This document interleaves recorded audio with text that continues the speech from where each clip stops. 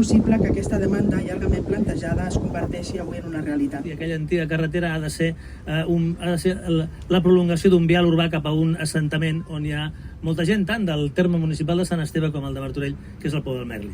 Ara en aquests moments estem aprofitant infraestructures i modernitzant-les, però sobretot quan fem infraestructures no estem pensant només en unipunts, estem pensant amb quines persones està connectant. Aquest moment també té un component de satisfacció col·lectiva.